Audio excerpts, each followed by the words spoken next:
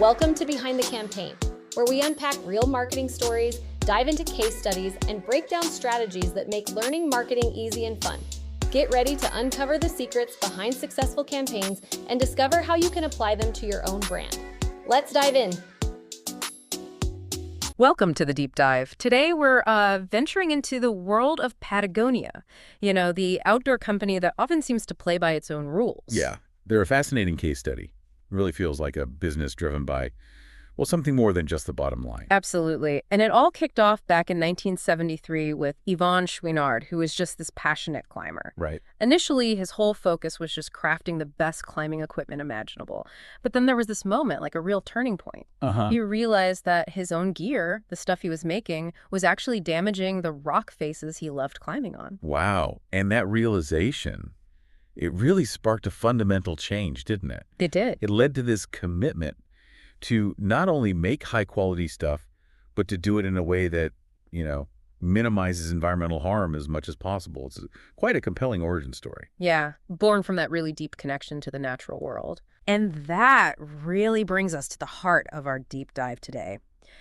How has Patagonia, which is now, a $600 million company, global presence, how have they managed to stay true to that initial eco-conscious vision? It's a great question.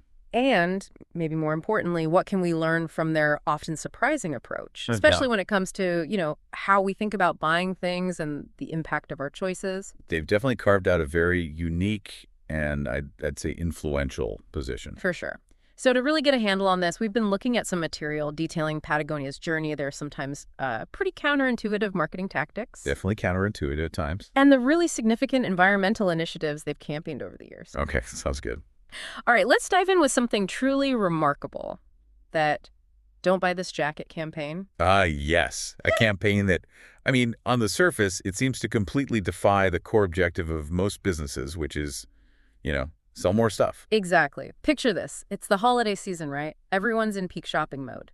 And Patagonia puts out ads, coasters, PR with this direct message, don't buy this jacket.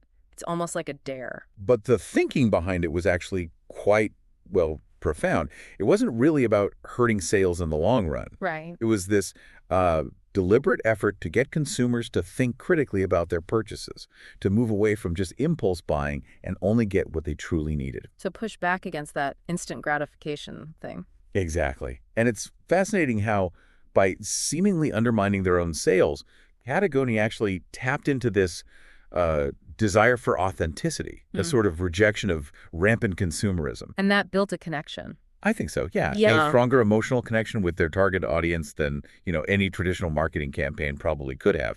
And their European marketing director at the time, Jonathan Petty, he seemed to agree. He said something like, our customers expect very high quality, and that's why they always come back to us. Okay. At the same time, we help consumers change their behavior for the better by encouraging them to make more considered purchases. Which really just highlights the power of living your company values, doesn't it? Customers weren't necessarily turned off Patagonia. They were actually drawn to their ethical stance. Yeah, it reframed buying as like a more conscious decision. And they really doubled down on this in 2011.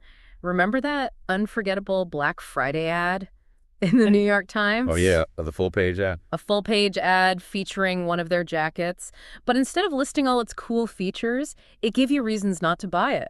Talk about bold. It was incredibly bold. Yeah. And very specific, too. They laid out the actual environmental cost. Yeah, what were the numbers again? It was like 36 gallons of water to produce just one jacket, which they pointed out is about, 45 people use in a day? Wow, 36 gallons? Yeah.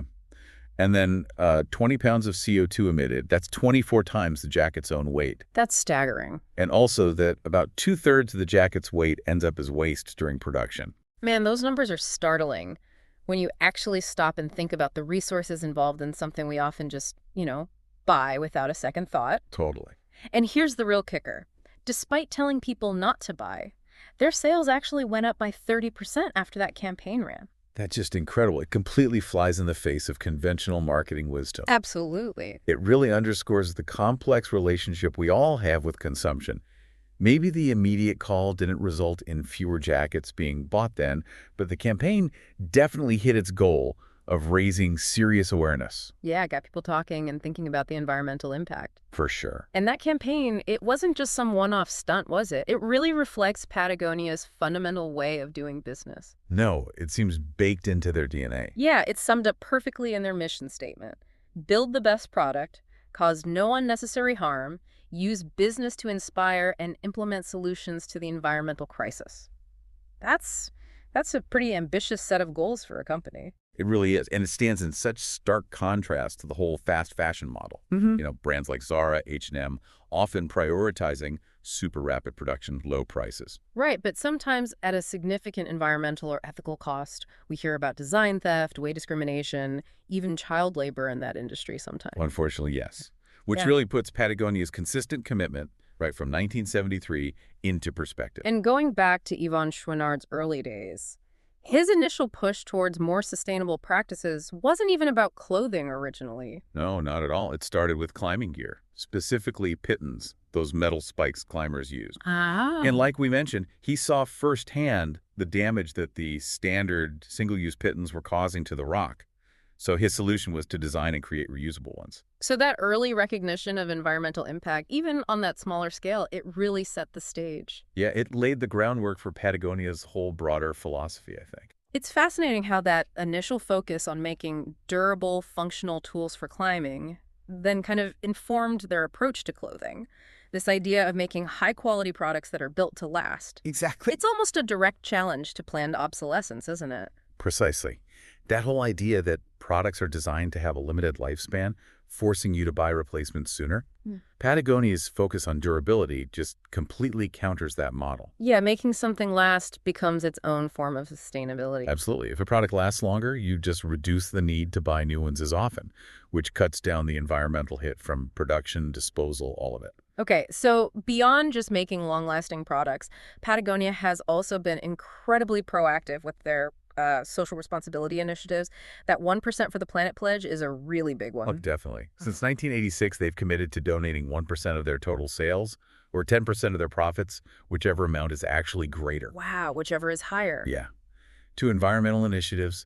They even call it a self-imposed earth tax. A self-imposed tax, I like that. And while maybe we see more companies doing similar things today, Patagonia was a real pioneer back then. Way ahead of the curve. And they didn't just stop at like external donations. They also took a really hard look internally, right, at their own operations, their supply chain. They did.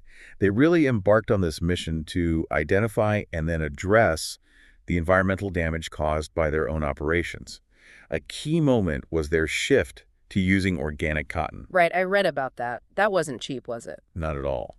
The information we looked at highlights that it actually increased their costs by a staggering 300% in that first year. 300%. Yeah, but they just absorbed that cost because it aligned with their core values. That's a huge commitment. And it wasn't just about their own bottom line either. They even shared their findings, didn't they? Shared best practices with much larger companies like Nike. Which shows a real dedication to driving broader change within the whole industry. Yeah, that willingness to collaborate, share knowledge, even with competitors. It's pretty remarkable. It speaks to a genuine commitment to tackling these environmental issues on a bigger scale. Totally. And they've taken transparency even further with that interactive supply chain map on their website. Have you seen that? Yes, it's incredible. You can actually go on there and see where their materials come from, how the products are made. Yeah. And what's particularly noteworthy is just how honest they are. They don't pretend to be perfectly sustainable. Right. No greenwashing? No. Instead, they openly say, look, here are areas where we still have a negative impact, and here are our goals for improving. And that level of transparency, it just builds significant trust with consumers. It shows they're not just doing superficial stuff, but they're genuinely committed to this process of getting better. And then there's the Common Threads initiative. That launched back in 2005. Right. And that initiative really brought the customer directly into the sustainability equation. Exactly. It wasn't just about what Patagonia was doing internally. It was about encouraging a shift in how consumers behave, too. Yeah, the 4 R's, wasn't it?